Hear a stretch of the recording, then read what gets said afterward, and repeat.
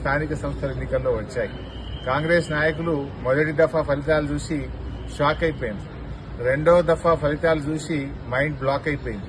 ఇక మూడో దశ ఫలితాలు ఇవాళ రాత్రికి వస్తాయి.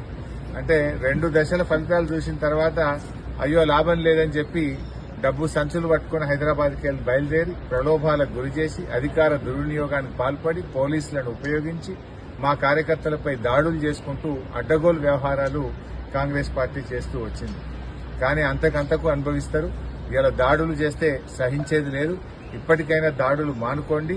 మా కార్యకర్తల జోలికి వచ్చినా, మా కార్యకర్తలను ఇబ్బంది పెట్టినా, బలవంతంగా మీరు పార్టీలో జాయిన్ చేసుకోవాలని చూసినా కూడా దాని తీవ్రమైన పరిణామాలు ఉంటాయని చెప్పి కూడా హెచ్చరిస్తూ ఇవాళ బీఆర్ఎస్ కార్యకర్తలు ఉద్యమకారులు మా వాళ్ళంతా కూడా ఇవాళ ఈ ఉద్యమకారులే నేడు సర్పంచులుగా, ఉప సర్పంచులుగా, వార్డు మెంబర్లుగా ఎన్నిక కాబడ్డారు.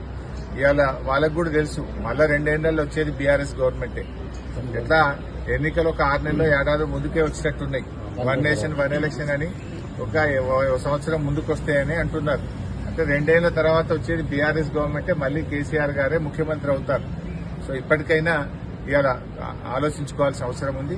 సో గెలిచినటువంటి సర్పంచులు ధైర్యంగా ఉండండి. తప్పకుండా మళ్లీ కేసీఆర్ గారి ప్రభుత్వం వస్తుంది. మళ్లీ గ్రామాలకు మంచి రోజులు వస్తాయి. అభివృద్ది పథంలో గ్రామాలన్నీ కూడా ప్రయాణిస్తాయి. సో గెలిచిన వారందరికీ కూడా బీఆర్ఎస్ పార్టీ పక్షాన అందరికీ పేరు పేరున శుభాకాంక్షలు, అభినందనలు.